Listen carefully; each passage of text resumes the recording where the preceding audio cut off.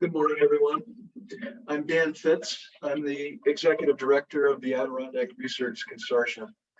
It's my pleasure to welcome you to our fall webinar series, Impacts, Threats, and Opportunities. I want to recognize our partner in this project, Paul Smith College, and a special thank you to this week's sponsor of this webinar, Empire State Forest Products Association. And just a plug and a reminder that on November 3rd, in partnership with the Empire State Forest Products Association, we'll be hosting a forestry roundtable at SUNY Adirondack.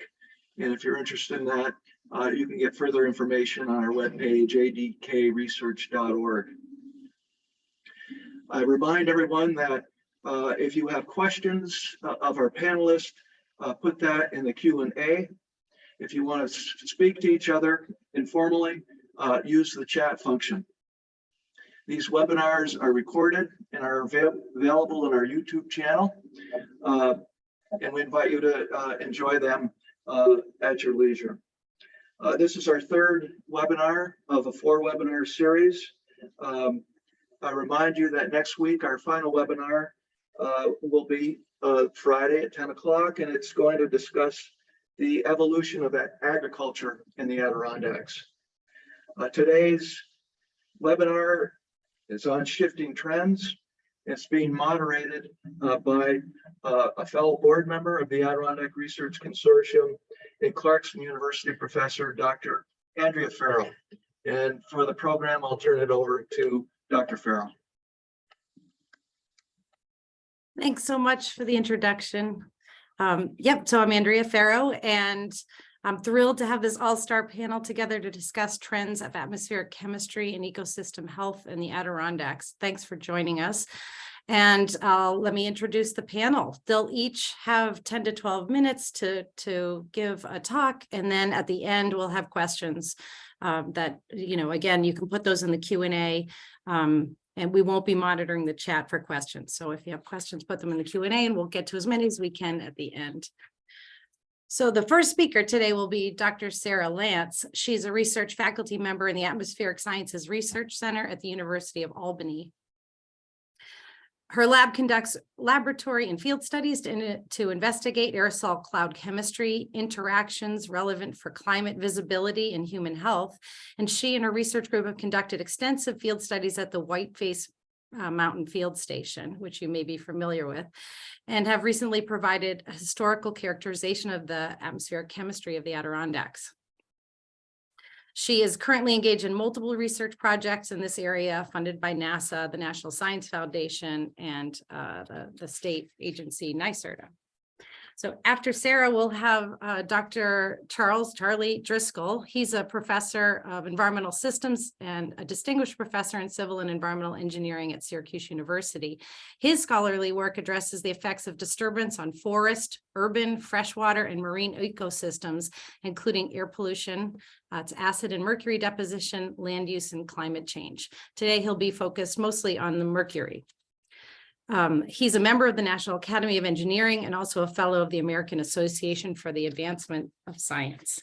And finally, our final speaker will be Dr. Jim Gawel. He's a professor of environmental chemistry and engineering at the University of Washington, Tacoma. He began studying arsenic-contaminated urban lakes as a postdoc researcher at MIT. And also, he conducted a seminal study in the 1990s on the role of heavy metals in forest decline in the Northeast United States, including the Adirondacks. He recently published a follow-up study.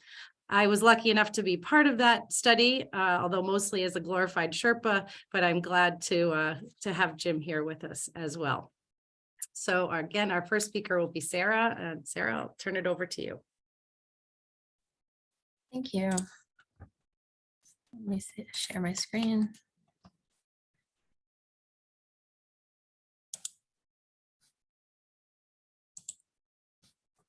Hopefully I picked the right one.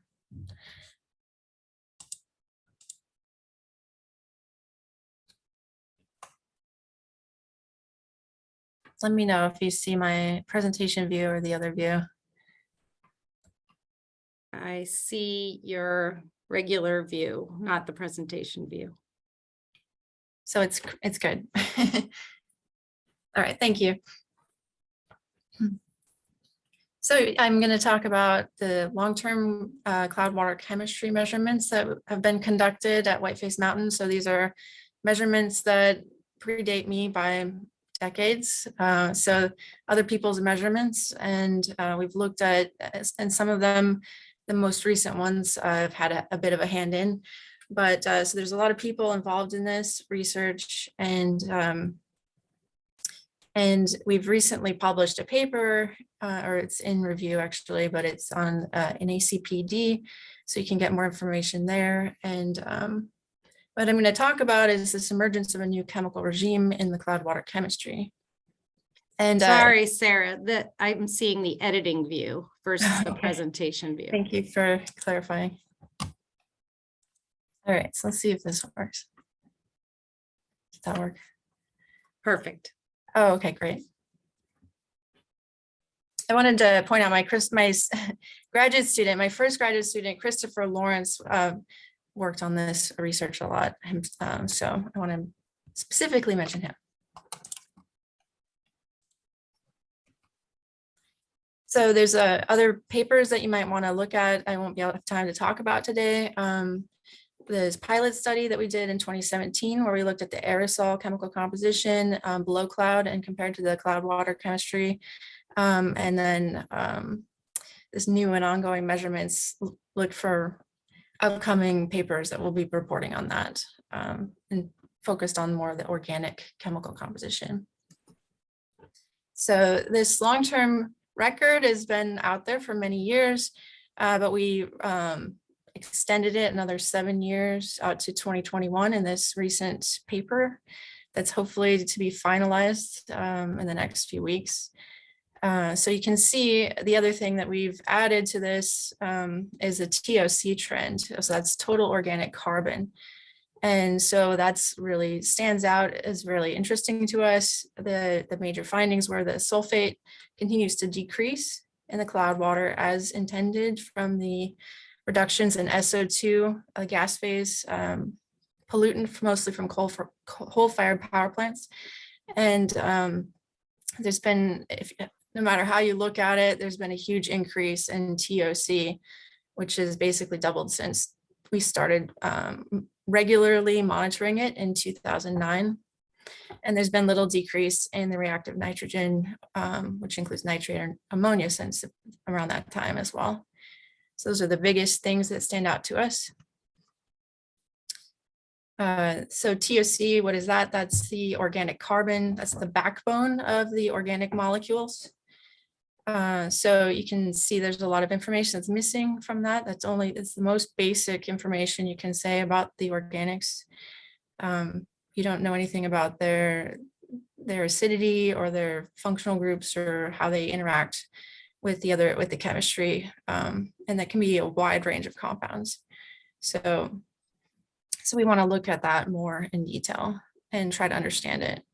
And if you look back at the history, so this is here, I'm reporting annual mean concentration. So this is summertime only of these different analytes, the ammonia, nitrate, and sulfate, and then the TOC on the right axis. And so if you look back at these older papers from the 1990s, they report the cloud water chemistry for select cloud water events. So it's just a small sampling. So that's why I didn't put an actual year on there, because it's a range of several years, and it's really not, as I understand it, they didn't select these samples specifically because they were polluted. They were randomly sampled, but they weren't necessarily representative of the entire season for those years, because it was just a few samples. But I took an average of all of those samples and show that the organic carbon at least was high in the past, similar to what it is now, which is also an interesting piece of the story, I think, that we need to understand better, because we know that the acidity was much higher back then. So I mentioned we've looked at the TOC trends in a lot of different ways. There's a lot of variability in this data set. We looked at the the medians, the means, and the geometric means. And here we have, I'm showing the distribution of the organic carbon with date on the y-axis. And so you can see the shift pretty much from the lowest concentration to the highest concentration. There's a shift in this organic carbon concentrations in the cloud water. So this is the absolute concentration. This is not a relative, like a fraction. And it's not clear what is driving that trend. And we wonder, is that going to keep going up? Actually, 2021 was a banner year. It was a very high concentration. And that's the last year that we have finalized the data set for. So what impact could this have on, for instance, the aerosol TOC? So I'm interested in atmospheric chemistry and atmospheric processes. So that's one thing I'm wondering about, but also on ecosystems. What is the impact of the organics? We have hypotheses for why this could be happening. The more wildfire smoke really stands out as a potential hypothesis, or at least one important contributor. Also, more biogenic VOC emissions is a possibility, and those both could be responses to climate change. It could be other ecosystem changes that we're not aware of, or changing anthropogenic emissions could be a factor. And that could include both the VOCs and the oxidants. So it's a bit complicated when you're talking about organic chemistry. As I mentioned, it's really thousands of compounds. So it's not a simple answer, I think. And I think I underlined here at the bottom that organics are not well understood, and there's a lot of people really studying this in atmospheric sciences, especially in the aerosol realm. And for the past couple of decades, and the past decade, they've really started to really look at aqueous chemistry, organics and aqueous chemistry, and I think it's becoming more well understood that it's important. But most of the monitoring programs have really just ignored the organics. So it's something that we are just beginning to really get a handle on. So I mentioned 2021 was an exceptional year or season, a summer season for the organic carbon. There were several fires that really stood out. So this is the entire data set of organic carbon from 2009 onward in the cloud water as a function of our inferred cloud droplet pH. And so you can see in 2021, many of these sort of outliers really were from this period in July. And so we pointed out these in the paper. We submitted it back in April.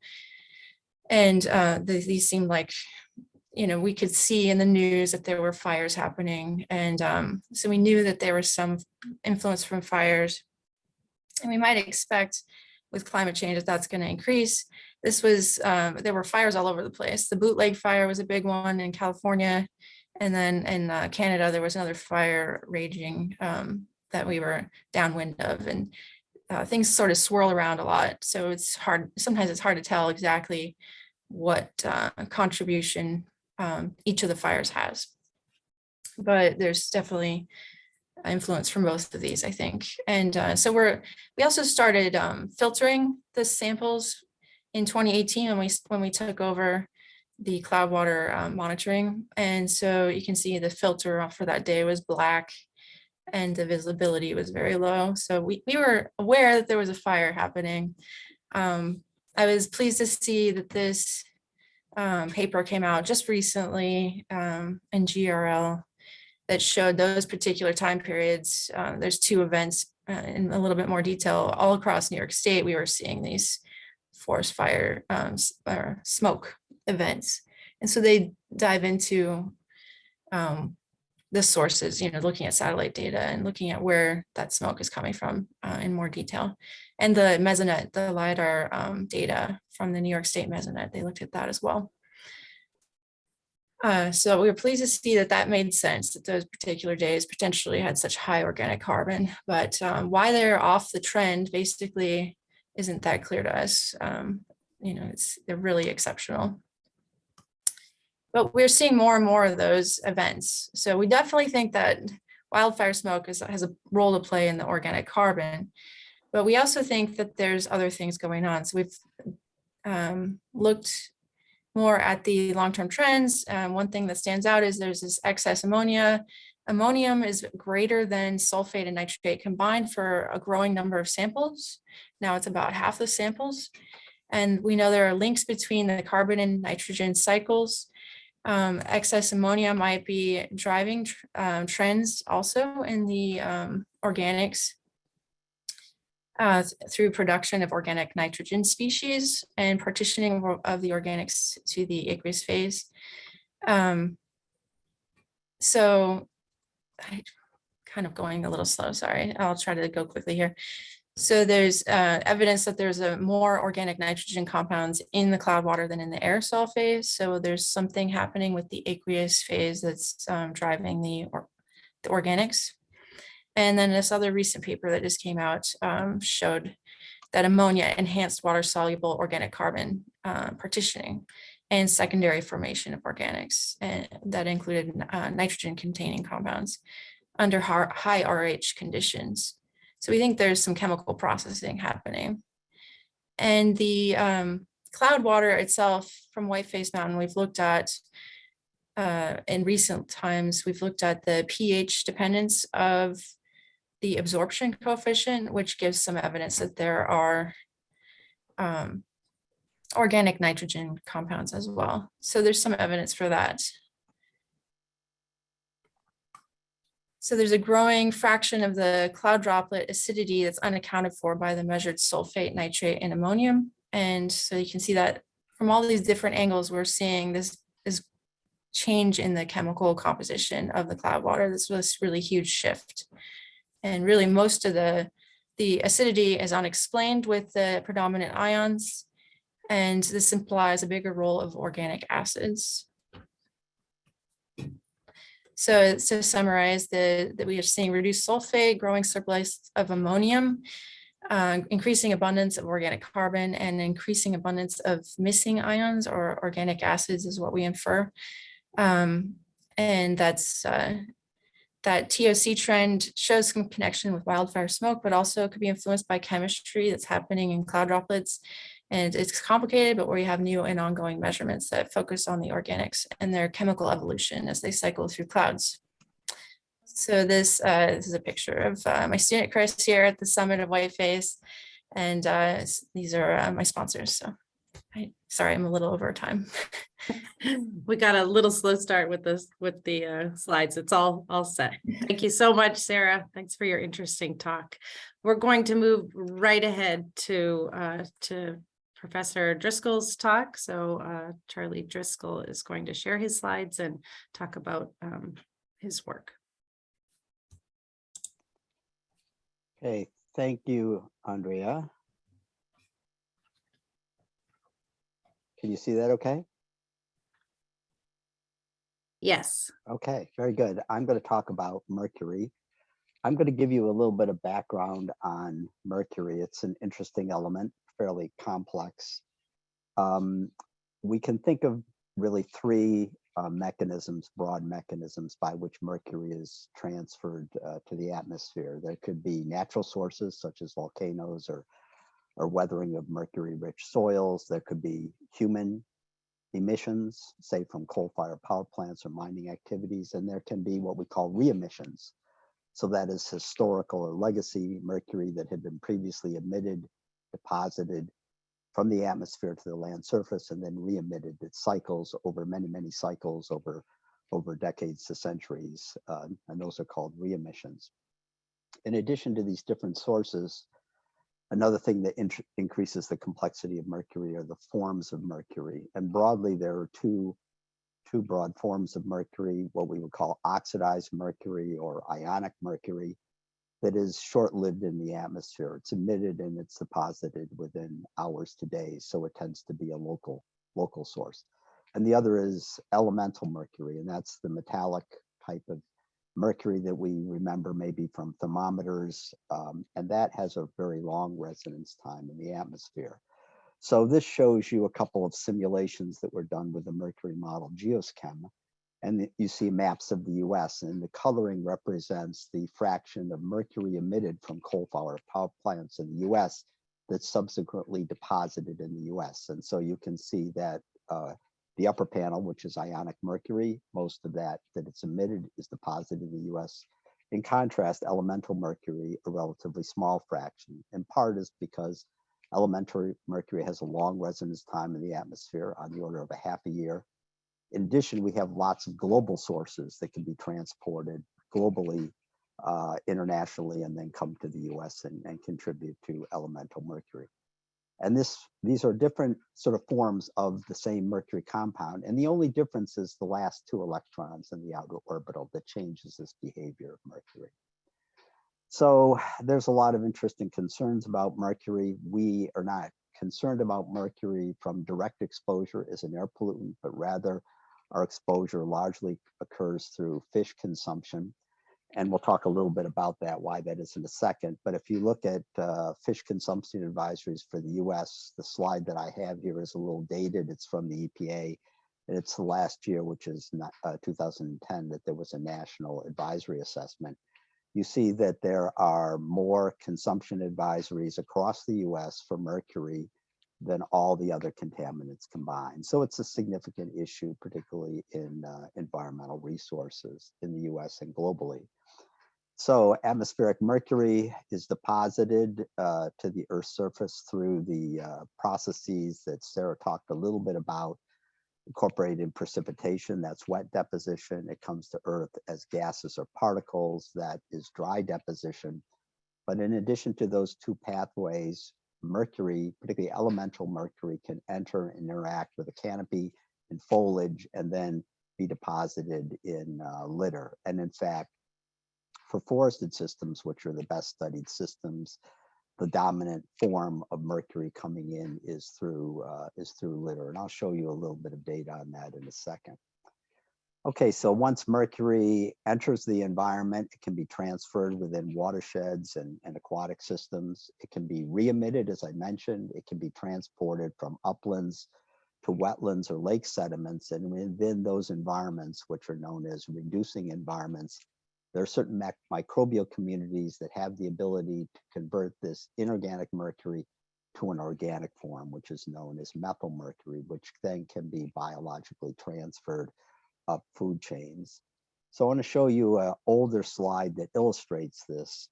Along the y-axis here, these are mercury concentrations for different, for water and also different organisms, types of organisms. I point out to you that this is a logarithmic scale. So, and I've even broken the axis here. So we have relatively low concentrations of total mercury and methyl mercury in water. They are not at a level that would cause harm to people or ecosystems. But as that mercury, particularly methyl mercury, is taken up at the base of the food chain by algae, it increases by a factor of 10,000. So you're going from relatively low concentrations to higher concentrations. And then as those algae are consumed by insects, zooplankton, it goes up by another order of magnitude and it proceeds up the food chain. And by the time you get to game fish that people consume, the concentration of mercury, methyl mercury from water to the tissues are on the order of 1 million to 10 million. So that's why our exposure is largely through fish and largely methyl mercury.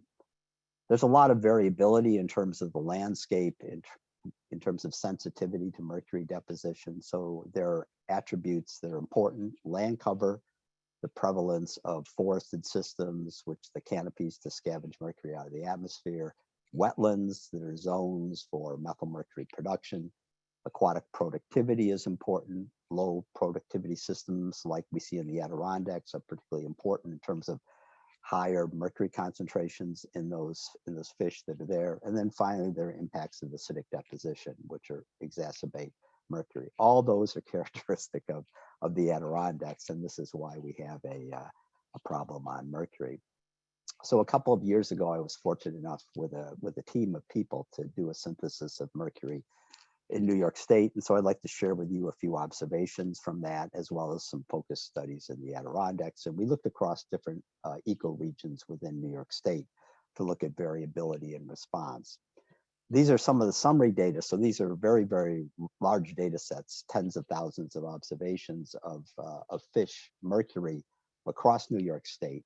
And they're ordered from the highest concentration to the lowest concentration. So you can see that the game fish, walleye, smallmouth bass, largemouth bass, those types of fish have the highest mercury concentrations. I have vertical lines that represent different consumption advisory levels. The middle line is at 0.3 parts per million, and that is the historical EPA consumption advisory limit. But that's been changed in recent years with a more nuanced consumption advisory limit. And so the other lines, the lower line and the higher line, represent values. The highest line, this is 0.46 parts per million. These suggest that the concentrations are too high and probably should not be consumed, where the lower limit is 0.15 parts per million. And below that level, those are probably reasonably safe for consumption advisories, But there's a lot of variability and sensitivity. So particularly women, young children, women of childbearing age probably should limit fish consumption due to mercury contamination. And so I think that it's important to point out that fish is a part of a nutritious diet, and we want to have a fishery where people consume it. So I think one of the goals is to try to reduce the mercury concentrations. Based on the work that we did, we produced maps like this that show fish mercury concentrations across the US. This is 1/8 of a degree grid cells, and it's color coded by fish mercury concentrations. The more brown colors are the higher concentrations.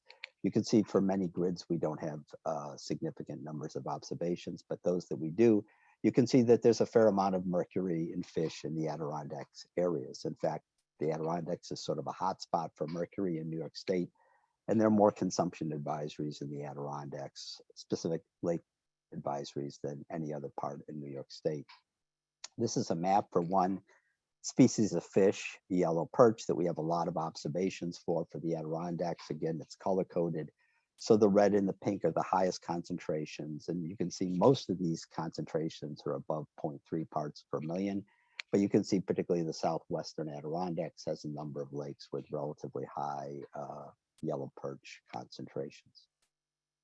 Okay, a little bit about temporal patterns. The US has had sort of a strange policy about controlling mercury, which I don't want to go into in any detail, but if people are interested, I have a white paper that I can share with you.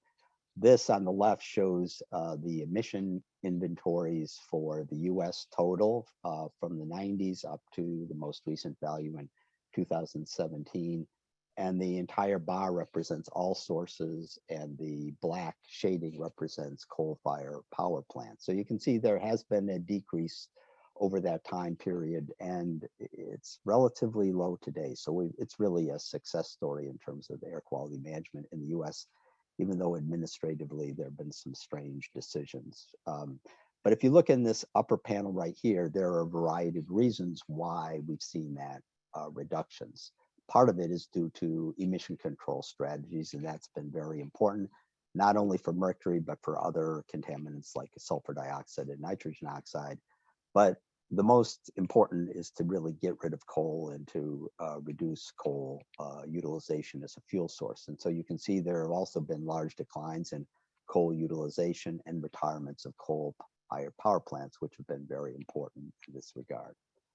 So we have, very fortunate through funding with NYSERDA, we have information on mercury in air concentrations at the Huntington Forest, which is in the central Adirondacks, for different forms of mercury. This is shown here. There are 3 different forms of mercury. The upper panel is what we refer to as particulate bound mercury. The middle panel is gaseous oxidized mercury. So these 2 upper panels represent the oxidized form that has the short residence time. And the lower panel is elemental mercury, which has the longer residence time. So it's generally good news. You do see some increases in particulate bound mercury. We have these spikes in recent years. And so like Sara, we have been speculating this may be due to wildfire events. The other forms of mercury, the gaseous oxidized mercury has significantly declined, and prominently gaseous elemental mercury has declined. So this is good news. We've also had measures of mercury deposition, wet deposition, and litter deposition. We can estimate dry deposition, but it's relatively small. The upper panel here represents concentrations, annual concentrations in precipitation in red and in black, in litter in forest, litter at Huntington Forest. And you can see both of these are showing pretty marked decreases, which is great. And this is the deposition in the lower panel. The blue represents wet deposition. Because we're seeing increases in precipitation quantity, we see slight decreases in wet deposition of mercury. The litter is the light green down to the baseline. That is decreasing. And if we add those up, which is the total, we're seeing decreases in total mercury over the last 15, 20 years. Okay, we've seen decreases in concentration in water. We have data for about 45 lakes, and this shows the decreases shown along the y-axis for total mercury in the upper panel and methyl mercury in the lower panel. Quite a wide range of decreases, but generally most lakes are showing decreases in water column mercury, which is good news. We have some data on mercury in organisms, and this is something that we're looking into now. These are data for yellow perch. We are seeing significant decreases across the region for mercury and yellow perch, although a relatively slow rate of decline. And then finally, across all these ecoregions, which are shown here in this sort of quasi-table panel for these different zones and different species, not only of fish but birds. So I point out the Eastern Great Lake lowlands, which are the area immediately south of Lake Ontario. Those are pretty much across the board showing large decreases, which are indicative in blue. The Adirondacks are the northeastern highlands, and you can see a few species such as largemouth bass and white perch and yellow perch are showing decreases, but many of the regions and many of the organisms are not showing any trends. So I'd like to close by thanking you for your time and just pointing out we're continuing this work, and particularly we're looking at the effects of climate change on biotic mercury, and we anticipate with greater stratification periods in lakes, increases in temperatures, there may be increases in methylation, and that's something that we're looking into with colleagues from Cornell. So we'll keep you posted on that. Thank you very much. Thank you, Charlie. That was a great review of the work you've been doing in mercury. Love to hear more too. If people have questions, feel free to put them in the Q&A. We will get to them after Jim's talk. So next we have Jim Gawel. All right. And seeing my screen, is that okay? Perfect.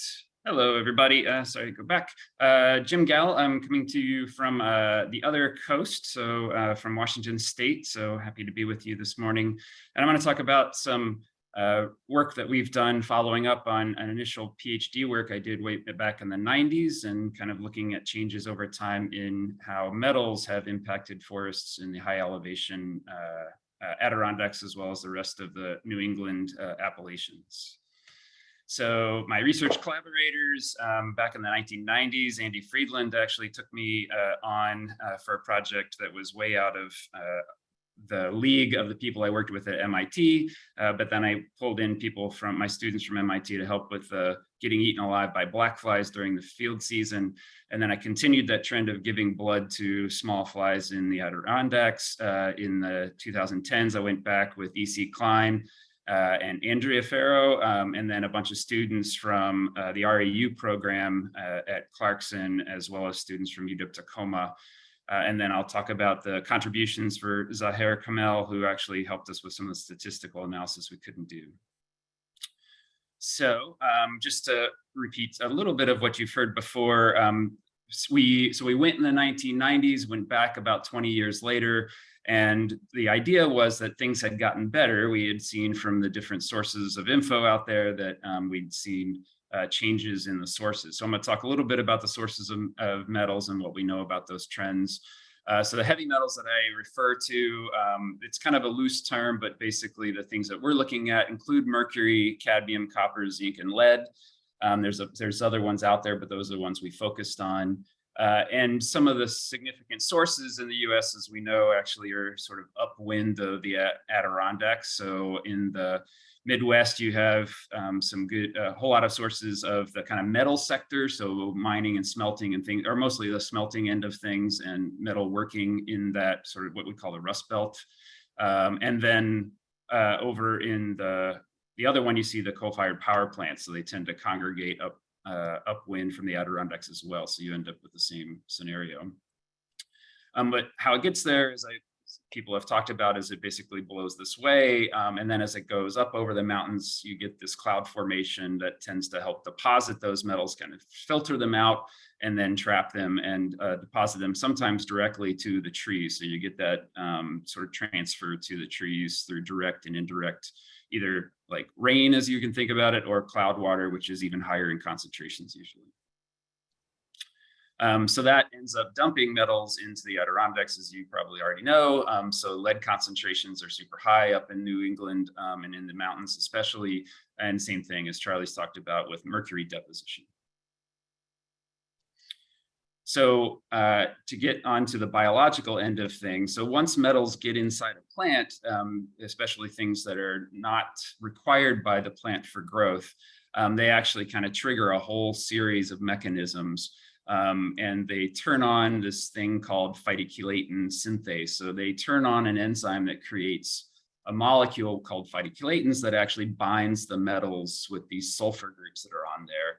So it works for any of these sort of metals that I was talking about, any of these +2 metals. And then it does that because those metals poison the other enzymes in the plant. So it gets a defense mechanism against the metals, and it grabs those and it shuttles them into the sort of storage area, the vacuole of the plant, and gets them out of the way where they might cause damage. Well, it turns out this mechanism for getting rid of metals is also tied to the mechanism that actually deals with the antioxidant defense system for the plant. So it actually messes with glutathione, which is how you deal with things like oxidants for like ozone and things that actually attack the plant in other ways. So there's different ways that this phytochelatin dealing with metals potentially also stresses out the plant, because you don't have the same amount of constituents to deal with things like oxidants. So you end up with this metal stress response that costs energy to the plant. And that's what we're interested in looking at, is something that's very specific to metals rather than just measuring metal concentrations in the plants alone. So in the 1990s, we went to these mountains across the Appalachians, so New York, Vermont, and New Hampshire, all when they're at sort of peak new growth season. So usually sometime from the June to July timeframe, which again, just to reiterate, is also black fly season in the Adirondacks and everywhere else. But what we saw in the 1990s was that there was an increasing amount of these phytochelatins produced by the needles in the trees, the red spruce trees, actually, in these high elevation forests, that went up with what we call the damage index. So it was a way to figure out how much forest decline symptoms there were in the forest stand. So it looks at sort of needle loss and browning and things along those lines. So the higher the damage in the stand, the higher the concentration that we saw of these sort of metal stress proteins that we were measuring in the plants. And that went across the region. And so the whites have lower concentrations and lower damage, and the green mountains and the Adirondacks had higher concentrations than those. And then we did some work that actually wasn't published, but we looked at trying to figure out what metal culprits might be to blame at this point. We didn't do any mercury work on that because it didn't have the capabilities in our own lab, but we found that there was a correlation between the damage index in those stands and cadmium and copper concentrations in those stands. And so those are both metals that are able to induce the production of phytochelatins, we know, and cadmium especially. So we thought that this might be some evidence of a culprit, but of course it wasn't direct. So that's what we got from early 1990s work. And then we also saw elevational trends. So the concentration of phytochetans increases as we went up in elevation on Whiteface Mountain, where Sara was talking about. So we did sampling along those lines. So you see this elevational trend that also went with damage or dead red spruce at that point. And then what we also saw was that balsam fir, which seems to be sort of taking over for red spruce in a lot of these forests where it's dying back, that balsam fir does not show sort of any signal from this metal stress. So you don't see any increase in metal stress proteins in balsam fir across the region or by elevation as we looked. So it seemed that balsam fir wasn't getting affected, but red spruce was. So we sort of hypothesized that the metals might be having some role to play in stressing out the trees that are then declining in this region. But that was right at the sort of the beginnings of a lot of the work that was going to decrease emissions for metals and acids at that time. So we know that acid deposition has actually decreased in the region. We know that metals deposition has decreased in the region. So we were interested to go back and see, well, do you see impacts or decreases in the impacts of these metals on the forest at this time? So we went back in the early 2010s and looked at this region again. And we also know that there's some other interesting things going on. So climate change impacts causing drier years, as was talked about earlier, it turns out that can actually exacerbate heavy metal uptake. So you can get more of it, even though there might be less of it getting deposited. So there's kind of these confounding factors that might have sort of offset some of those gains that we've had from cleaning up what's coming around.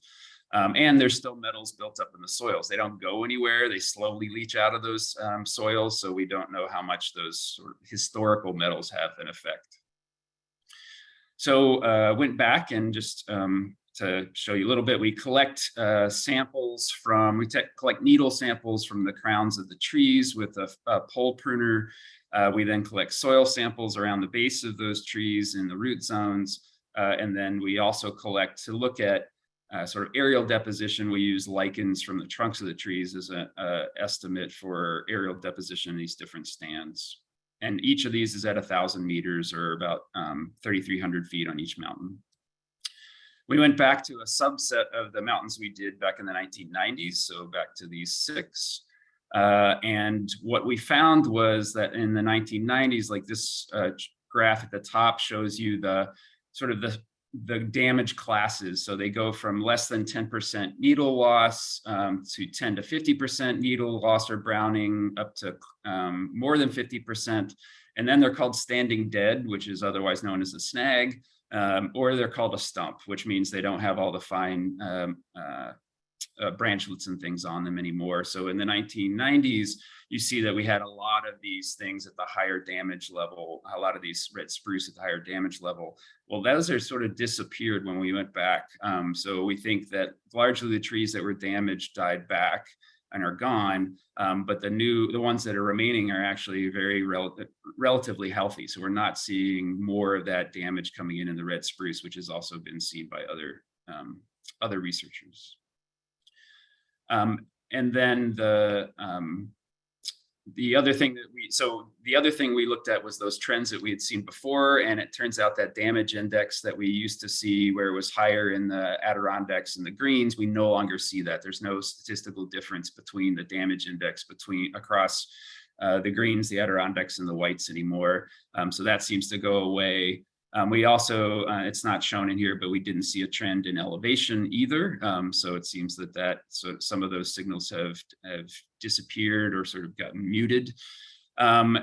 We also saw we were looking to see whether there was an ongoing response. So it turns out that there's no regional response that we see in these phytochelate production like we saw before. So you didn't see any west to east transect, you didn't see an elevational transect. But we can see that for individual trees, we can actually look at the potential correlations between the metals that are in the needles of the trees and the phytochelate production in those particular trees. And what we found was that there's sort of a statistical causation from mercury to the production of phytochelatins in the needles of these trees.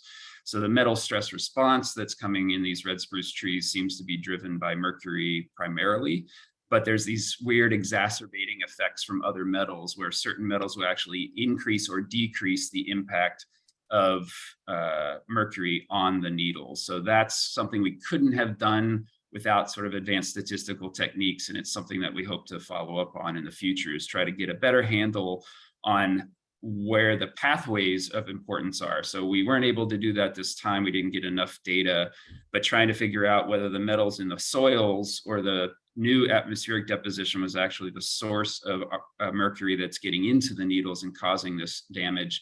We actually couldn't, it was inconclusive. We couldn't figure out which one was the culprit. So more work to be done. So I just wanted to thank all the people that worked on this project with us in the 2010s, both at Clarkson and out here at University of Washington, and for our funding sources. And that's all I've got. Thank you, Jim. And thank you, Sarah. Thank you, Charlie. Great. There were definitely some overlapping themes here. So I'd like to explore those a little bit in the Q&A. And again, if anyone has questions, go ahead and put them right in and I'll incorporate them into this discussion.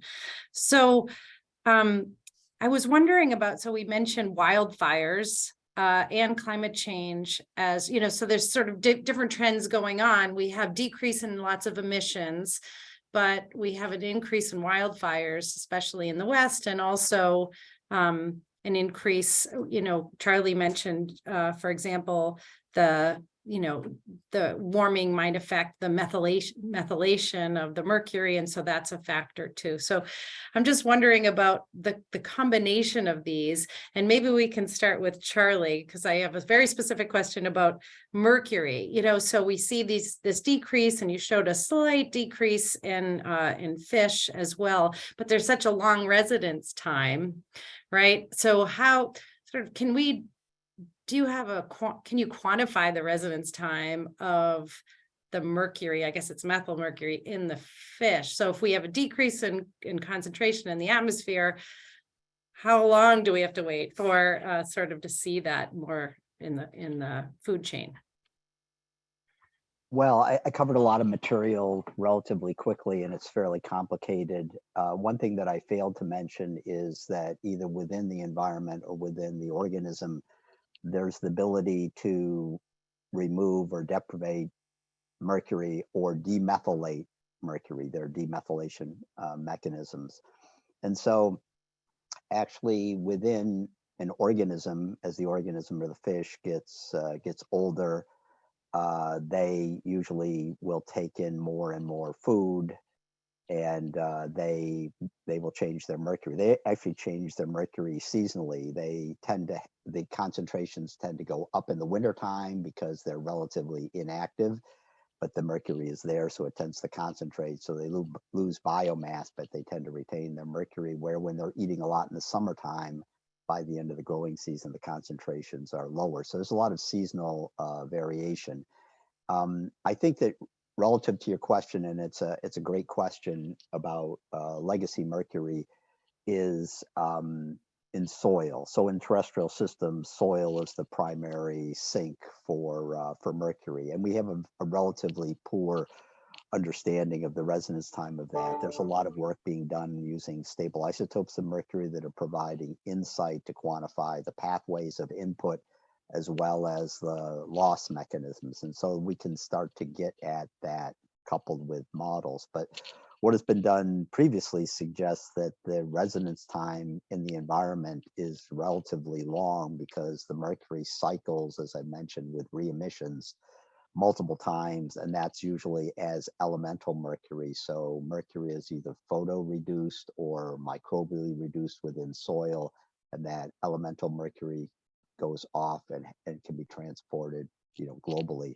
So that usually cycles many cycles. And so, it's thought that the average time of residence time of mercury in the Earth's surface systems is relatively long, maybe on the order of centuries. So once it's out, it's sort of like Pandora's box, and that's why their legacy effects are important to consider as part of this, not only for mercury, but other contaminants as well that are persistent. So there is some urgency to try to decrease it, because it will, like you say, there are lags built in the system within the organism, but more prominently within the environment.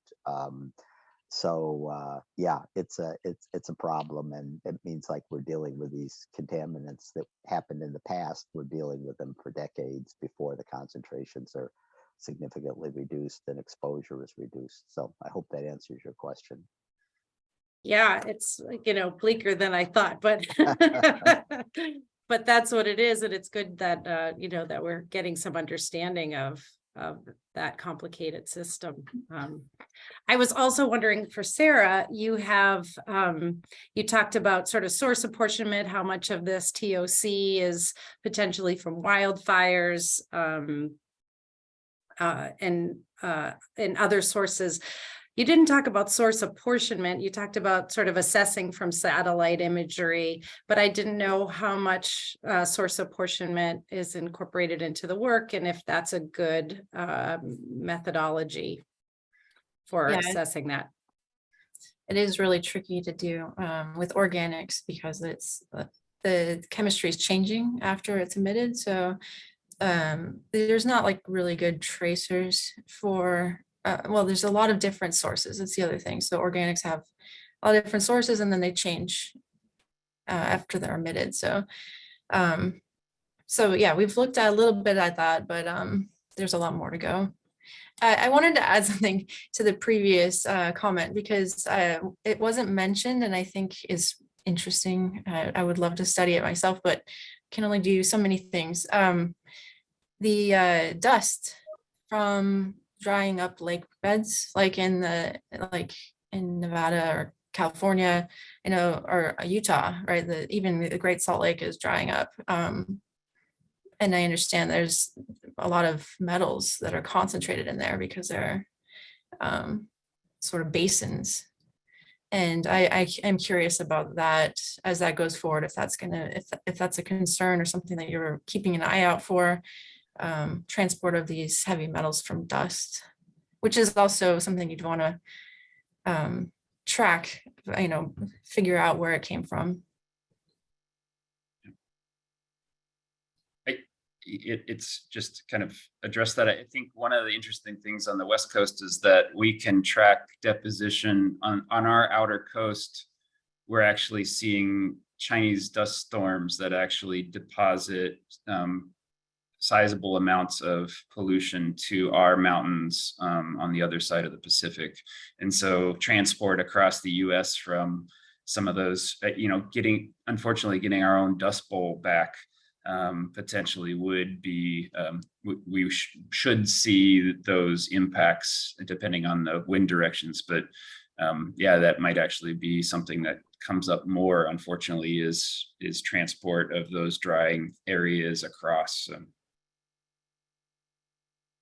Yeah, I think maybe I sorry. could comment on that. I think that, from my understanding, it's a huge problem. There are reports of increases in fine particulate matter. I mean, not only from lake beds, but just from loss of, soil moisture. It's become, because there's a lack of moisture, temperatures are increasing in the West disproportionately fast compared to the East, and that's resulting in a lot of windblown dust. And there are, a number of air quality issues that have been reported apart from wildfires and lake sediments just picking up dust. So I think it's just a chronic problem in the West, and of course we're going to be receiving part of it in the East. Thanks. There's a question in the Q&A. So if the transport of atmospheric organic matter and to the Adirondacks is increasing due to increasing wildfire frequency and intensity, isn't it likely that mercury associated with organic matter is increasing as well? So is this likely to be an important source or contributor to atmospheric mercury deposition in the Adirondacks? who would like I to don't know, take that Sarah, chart. do you want to take that or do you want me to take that? Well, I don't know a whole lot about mercury chemistry. So, but I mean, I wondered the same thing actually. Well, we looked at, there are very few atmospheric mercury stations. I think Doug Burns probably knows that better than I. And but there are, I think there's only one in the West in Reno.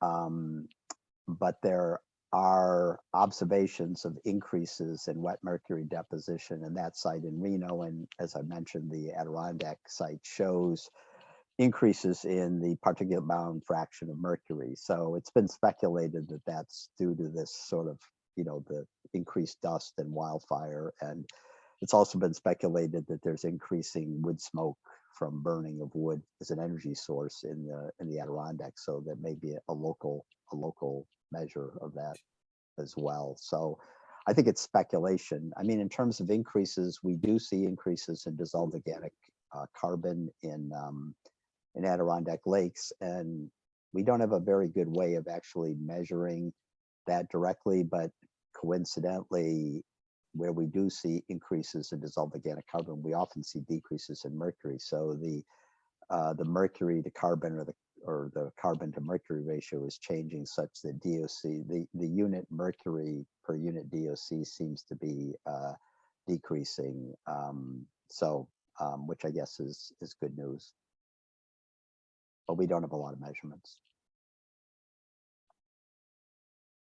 Any other comments on that one?